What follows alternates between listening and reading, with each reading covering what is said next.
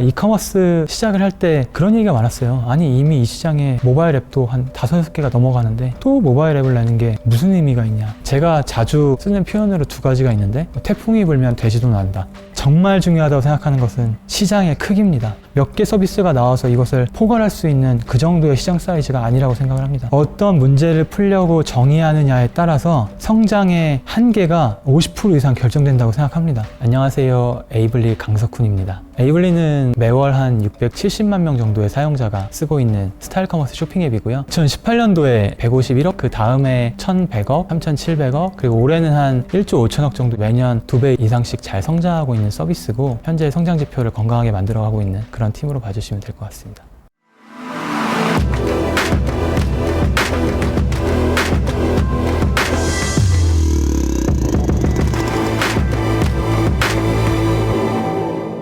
제가 대학교 입학해서 만난 지금 CEO하고 있는 친구가 어렸을 때 같이 술 한잔 하면서 얘기를 할 때 그런 얘기를 했어요. 우리가 가지고 있는 모든 것들이 사실은 운에 가깝다. 가지고 태어난 재산, 심지어 열심히 하는 태도도 운이다. 내 DNA에 그런 게 써 있는 거고, 그런 게 써 있지 않은 사람들은 운이 나빴을 수도 있다. 이제 이런 얘기를 극단적으로 했는데, 제가 고등학교 때 통학을 하려면 버스를 타고 한 30분 정도? 버스 창밖에 그 시골 논밭 풍경이 보이거든요. 폐지를 줍는 할머니, 할아버지들이 막 보였어요. 그 사회 구조가 왜 이렇게 구성돼 있을까. 이게 겉으로 보면 되게 멋있는 말이고 대단한 것들을 어렸을 때부터 생각해온 것처럼 그렇게 포장되기 쉬운데 그런 게 전혀 아니었고요. 그냥 좀 같이 더불어서 잘 될 수 있는 것, 고민하고 실행해야 된다라는 그런 것들을 저한테 많이 줬고요. 어렸을 때 아버지 서재에 가면 책이 되게 많았었어요. 엘빈 토플러 책을 읽었거든요. 7, 80년대에 나온 책인데 이런 얘기가 있더라고요. 지금은 사람들이 본인을 소개할 때 저는 한국 사람입니다. 저는 일본 사람입니다. 이렇게 소개하잖아요. 몇십 년이 지나가면 사람들이 이제 이렇게 소개할 거라는 거예요. 저는 구글 다니는 사람이에요. 저는 아마존 다니는 사람이에요. 아, 너는 아마존 다녀? 그럼 너는 약간 이런 식으로 삶을 바라보고 행동하겠다. 앞으로 자본주의가 발전함에 따라서 내가 어떤 기업에 속해 있느냐, 어떤 팀에서 뭔가를 하느냐가 너무 중요해지는 세상이 오는 거 아닌가? 뭔가 좋은 기업을 만들어서 크게 성장시키는 것 자체가 사회에 큰 변화를 주는 행동 아닌가? 그때부터 창업이라든지 기업에 대해서 관심을 많이 가졌던 것 같습니다.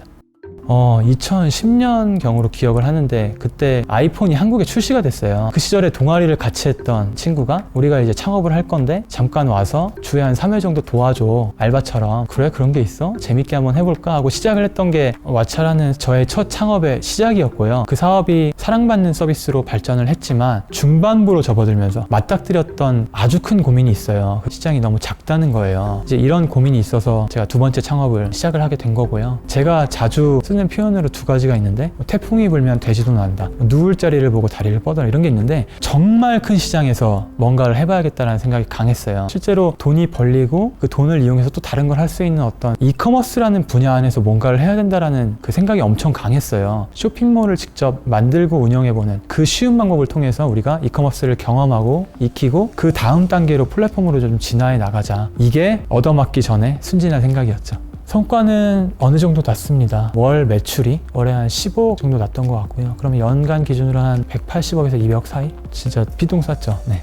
이커머스에 대해 아무것도 모르는 거예요. 창업팀이 몇 년 동안 컨텐츠만 했잖아요. 쇼핑몰을 만드는 거랑 플랫폼을 만드는 거랑 업의 본질이 너무 달라요. 이커머스 내에서 플랫폼을 만들고 싶으면 그냥 플랫폼을 해야 됐어요. 제가 아직도 기억에 남는 장면이, 쇼핑몰 사업을 운영할 때 저희 MD분이 그때 오셔가지고 다음 시즌 트렌드가 어떻고 팔릴만한 상품이 뭐고 무슨 말인지 하나도 모르겠는 거예요. 지금 이 사업의 대표이사로 자격이 없다. 업의 본질을 전혀 충족시키지 못하고 있구나. 이 사업은 하지 않는 게 좋겠구나. 2017년 11월에 과감히 의사결정을 했습니다. 그때 전사가 한 40명 정도 됐거든요. 우리 이제 쇼핑몰 정리할 거고 100일 동안 플랫폼을 만들어 볼 겁니다 라고 얘기를 했을 때 그 구성원들의 얼굴에 떠오른 당혹감, 나 지금 집에 가서 엄마한테 뭐라고 해야 되나, 우리 회사 망할 것 같은데? 아니 이미 이 시장에 이커머스 플레이어들이 되게 많고 모바일 앱도 5-6개가 넘어가는데 또 모바일 앱을 내는 게 무슨 의미가 있냐. 그래서 저는 공포와 동시에 믿음이 있었고요. 뾰족함이라는 게 필요하고, 이 큰 시장 안에서 비어있는 부분이 어디고 그 비어있는 부분의 본질이 뭐라는 걸 이해하면 그 뾰족함을 바탕으로 들어가서 확장할 수 있다. 에이블리가 들어갔던 부분은 모두가 똑같은 상품을 제공하고 있기 때문에 새로 창업을 해서 판매할 수 있는 길을 열어주면 새로운 셀러 상품이 공급될 수 있을 것이다. 그런 분들을 특정 유저마다의 취향에 맞게 잘 보여주면 유저들이 살 게 많다고 느낄 것이다. 그 뾰족함이었고요. 100일 동안 승부를 내보겠다라고 시작을 해서 창업을 하지 않았던 인플루언서 분들에게 사고 싶은 상품만 골라주시면 저희가 알아서 저희 센터에 입고하고 고객 상담도 다 대신해 드릴 테니 인스타그램에 포스팅 하시는 거 그대로 그냥 에이블리 해주세요. 저희가 막 DM 보내고 막 찾아가고 이래가지고 30분으로 시작을 했어요. 어디에도 없던 셀러죠. 앱을 내자마자 커뮤니티들에서 이런 얘기가 올라오는 거예요. 이 언니 되게 예쁜데 이 언니 옷 팔더라? 에이블리 가면 있어. 그동안 없었던 인플루언서의 상품을 구경하고 살 수 있다는 것 자체가 다른 모든 게 조악해도 유저들한테는 가치가 있었던 것 같아요. 위에 로딩바가 뜨고 막 다음 넘어가는데 막 1, 2초 걸리고 구매 계속 에러나고 정말 여러 가지 사건 사고가 많았는데 근데도 계속 드시는 거예요. 거기서 약간 아하가 왔죠. 사람들이 좋아하는 인플루언서나 셀럽이 있고 그 사람들의 스타일을 구매할 수 있는 플랫폼이 있다고 할 때 좋아할 것 같다. 그랬더니 출시하자마자 월간 거래액이 한 4억 정도 나왔고요. 그 연말에는 한 21억 정도의 거래액이 나왔어요. 근데 그 다음 해가 되니까 월에 한 220억 정도 나오는 거예요. 그러니까 10배 성장했거든요. 당시에 주변에 어떤 대표분들을 만나서 얘기를 들어봤을 때 이런 얘기를 했어요. 이커머스에 무슨 개인화야. 유행이 중요하지. 다음 시즌 BTL하니까. 저희 창업팀은 그런 생각을 했죠. 아닌 것 같은데. 당신의 스타일은 이거니까 이런 식으로 한번 구경하고 구매해 보시겠어요? 라는 제안을 했을 때 워킹할 것 같은데? 레커멘데이션 기술을 가져다가 적용해서 한번 해봤고요. 그랬더니 전환율이 한 4배 올라가는 거예요. 다양한 상품과 셀러를 제공하는 것과 정확한 추천을 제공하는 것. 이 두 가지를 결합시켰을 때 큰 기회와 성장을 맞이할 수 있겠다. 2018년도에 151억, 그 다음에 1100억, 3700억, 그리고 올해는 한 1조 5천억 정도 예상하고 있어요. 보통 셀러분들이 창업하시면 네이버에 가셔서 어디 입점 이렇게 검색을 하세요. 18년도에 저희가 에이블리 파트너스라는 모델을 가지고 처음 출시를 했죠. 19년도에는 셀러스라는 솔루션을 오픈을 했어요. 오픈마켓으로 단순 입점하고자 하는 분들도 에이블리에 조인할 수 있게 해드리는, 파트너스와 셀러스가 지금 에이블리 입점 솔루션의 양대 축이고요. 판매 활동을 하시는 셀러분들을 저희가 내부적으로 두 타입으로 분류를 해요. 첫 번째 타입은 이제 창업을 하시는 셀러분들이에요. 상품 정하고 사진 찍고 상세 페이지 만들어서 올리는 데까지 3일 정도 걸리는 거예요. 하나 올리는데. 두 번째 셀러분들은 이미 가지고 있는 상품풀이 엄청 많으신 분들이에요. 되게 재밌는 게 뭐냐면 이 새로 창업을 시작하신, 상품을 잘 못 올리시는 분들 있잖아요. 이분들이 내는 한 개 상품당 거래액이 이 전문가분들이 올리는 한 개 상품당 거래액의 2배 정도 돼요. 무슨 말이냐면 이 처음 창업하신 이제 에이블리에서 시작하시는 분들은 다 어려요. 중학생, 고등학생, 대학생, 이분들은 내 친구들한테 판매하시는 분들이에요. 내 친구들을 가만히 보니까 요즘에 친구들이 이런 걸 좋아하네, 그럼 나 이런 거 잘하잖아, 이렇게 해서 판매하면 되겠다. 재능이 있고 열정이 있는 어린 셀러분들이 마음껏 활동을 할 수 있게 도와드리는 에이블리 파트너 솔루션이 더 고도화되고 더 쉽게 가면 우리가 사업적으로도 큰 의미가 있겠다. 저는 에이블리가 지금 넥스트 커머스라는 목표를 가지고 앱스토어나 유튜브처럼 누구나 창업을 쉽게 하실 수 있도록 도와드리는 생태계를 만들고자 하는데,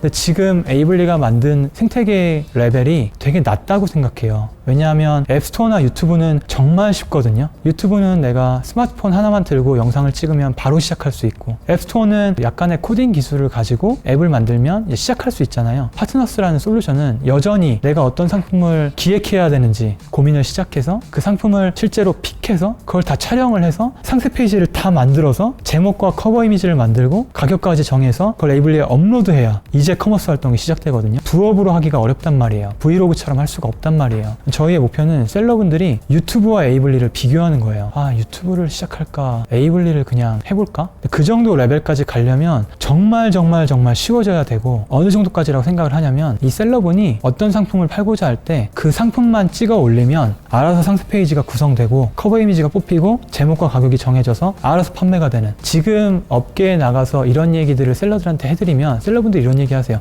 그건 노하우예요. 그거 기계가 못해요. 근데 이걸 알고리즘이 훨씬 잘 알아요. 이런 부분을 처음 창업하시는 셀러분들이 노하우예요 얘기하는 어떤 선배들의 멘트에 좌절하지 않도록 거기까지 테크가 계속 서포트를 해드려야 되는 거 아닌가. 어떤 사람이든지 간에 본인의 생각 혹은 색깔, 본인만의 주관들이 다 있을 거라고 생각하거든요. 제일 문제라고 생각하는 건 그러한 색깔이나 주관이 펼쳐지기 전에 뭔가의 제약에 의해서 그것들을 하지 못하게 되는 상황들이 제일 안타깝다고 생각해요. 생각해요. 우리가 어떤 토대를 잘 만들면 자기가 가지고 있는 역량이나 색깔을 잘 발휘해서 전체적으로 더 좋은 사회나 커뮤니티를 만들어갈 수 있다고 생각을 하고, 그러면 그 커뮤니티에 속해 있는 저도 그리고 제 주변에 있는 분들도 더 멋있는, 더 도전적인, 더 안전한 사회를 만들어갈 수 있다고 생각을 하고 있기 때문에 모두가 자기 색깔을 잘 펼칠 수 있는 토대를 만드는 게 우리가 같이 노력해야 되는 부분이 아닌가라고 생각하고 있고, 예를 들어 드리면 에이블리의 대표셀러분들 중에 휴지마켓이라고 있는데 대구에서 옷가게 아르바이트를 하시던 분이었는데, 아르바이트를 하던 가게 사장님께서 너는 되게 스타일링 잘하니까 에이블리라고 있어, 가서 한번 해봐. 근데 그분이 이제 정말 잘하셔가지고 그 상가를 사셨죠. 그때 당시에 저희 내부 에이블리 팀 동기부여 유지하는데 큰 어려움을 겪었습니다. 다 나가서 셀러 하겠다고 해가지고, 지금 에이블리가 2021년 그러니까 작년 여름경에 파스텔이라고 하는 에이블리의 일본 버전 앱을 내서 이제 사업을 진행하고 있는데요. 에이블리에 창업을 해서 상품 사진을 업로드를 하죠. 이 사진이 파스텔이라고 하는 일본 앱으로 연동이 되는 겁니다.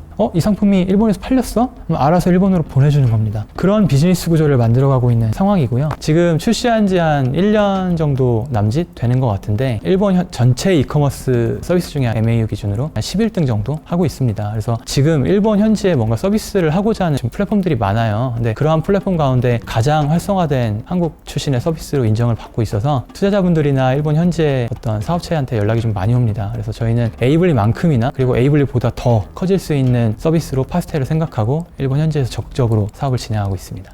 이제 제가 매월 컴바인이라는 행사를 하는데, 지지난 컴바인이 끝나고 나서 피드백이 하나 들어왔어요. 대표이사가 그릿을 잃었다. 회사가 정말 큰 기회를 맞이하고 있고 더 커질 수 있고 더 잘할 수 있을 것 같은데 우리 대표이사는 너무 잘하고 있다. 이제 이런 식으로 표현을 하니까 자기가 볼 때는 더 멀리 가야 되는데 우리 대표이사가 그릿을 잃었다. 이제 이렇게 코멘트를 줬다고 하더라고요.